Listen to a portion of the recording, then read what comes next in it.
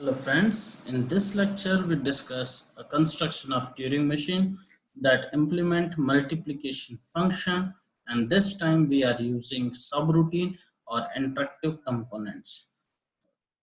So let's discuss, and of course this lecture is in continuation of my previous lecture, a construction of Turing machine that implement multiplication function, a Turing machine part 12.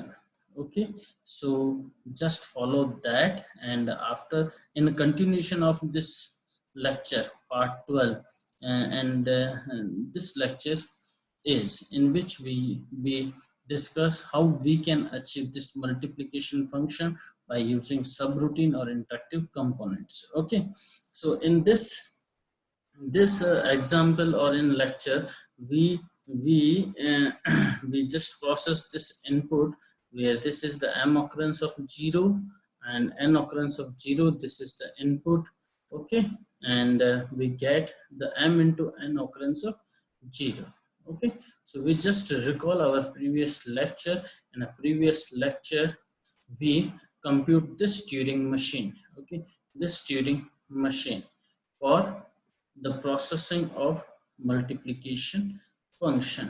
Okay, so this was created or achieved or computed in our previous lecture, a part 2, in which we take the input, which is in the form of m occurrence of 0 and separated sign hash, and after that n occurrence of 0 and separated sign hash, which is surrounded by number of blanks. This is our initial instantaneous description. When we assume m equals to 3 and n equals to 2, then this becomes our initial instantaneous description, and we started this from this initial instantaneous description, and we stop at this situation where this is the m into n occurrence of 0, which is our final required output or desired output, and this is achieved by using this Turing machine. Okay, so earlier it was constructed without discussing any concept of subroutine or interactive component. So student, when it is hard to construct a particular problem. Okay, so in a computer science it is a logic. We just decompose our complex problem into a sub problems. Okay, and we try to solve those sub problems. Like that, we have a logic of subroutine, a part of a program or a part of Turing machine which is come again and again. Okay, so we compute a separate Turing machine that is known as subroutine, which is called from the calling Turing machine.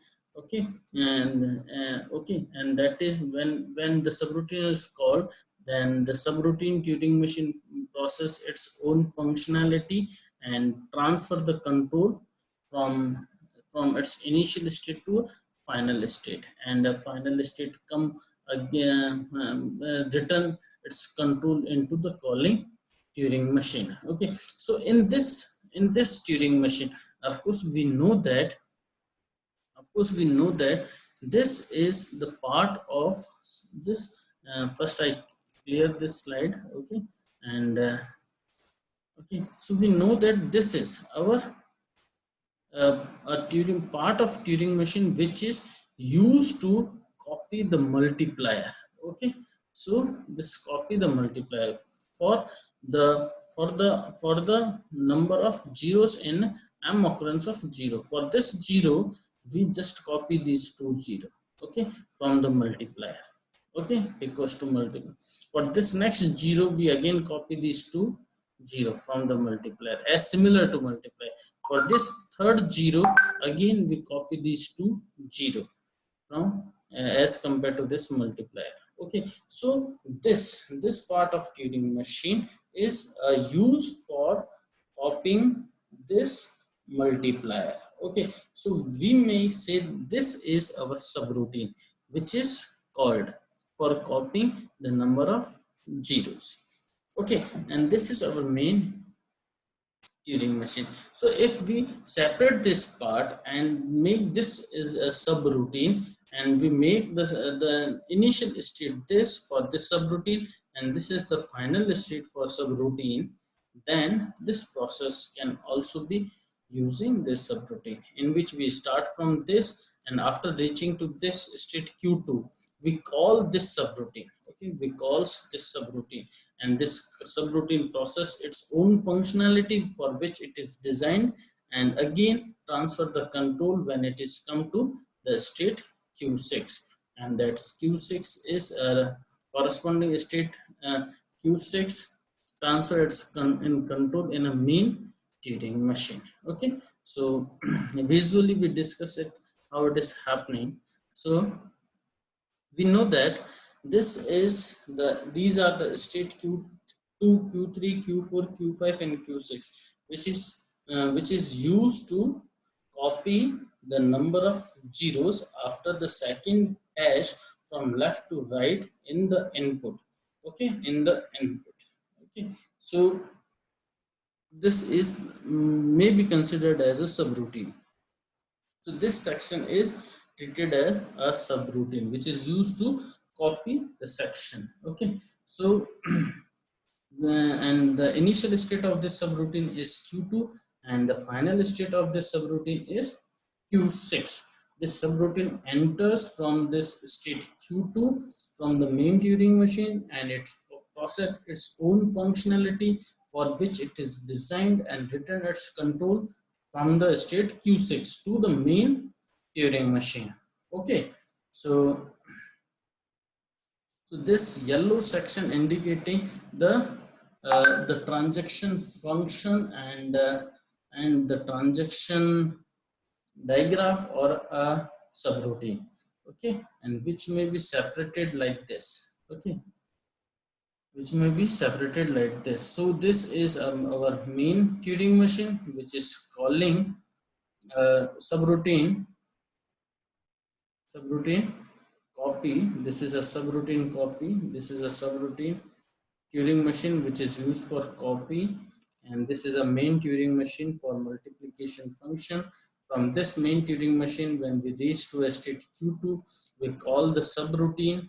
Okay, we call the subroutine. The subroutine is processed according to this is designed, and again it transfers control when it reaches to a state Q6, and this transfers control from to this main Turing machine at this state. Again the processing is resumed is in this main Turing machine. Okay, like this we process the multiplication function. Okay, so we transfer this and this. Okay, control in a Turing machine. I hope you understand the same computation power and computation sequences for the input to output are similar, and which we already discussed in a Turing machine part 12.